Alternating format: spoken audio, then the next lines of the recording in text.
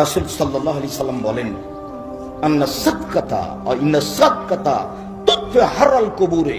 নিশ্চয় দান কবরের শাস্তিকে বন্ধ করে দেয়, কবরের শাস্তিকে বন্ধ করে দেয়। আপনি সালাত আদায় করলেন নাকি আপনার মায়ের উপকার হবে না, আপনি হজ করলেন নাকি আপনার মায়ের উপকার হবে না, আপনি কোরআন তেলাওয়াত করলেন নাকি আপনার মায়ের উপকার হবে না, আপনি দান করলেন আপনার মায়ের নামে, কবরের শাস্তি বন্ধ হয়ে যাবে। একজন সাহাবী সাল্লাল্লাহু আলাইহি ওয়াসাল্লাম দরবারে বলছেন, আল্লাহ রাসূল, কাদ উফতিলাতাত উম্মি লাউ তাকাল্লামাত তাসাদ্দাকাত, আমার মা হঠাৎ মারা গেছেন, আমার মা কথা বলতে পারলে দান করতেন, আফা উসাদ্দাকু আনহা ওয়ালাহা সাওয়াব, আমি কি তার পক্ষ থেকে দান করতে পারি, তার কি নেকি হবে? কারণ না, আল্লাহ রাসূল বলেন, হ্যাঁ, বুখারী মুসলিম, আপনি আপনার মায়ের জন্য দান করুন, বাপের জন্য দান করুন,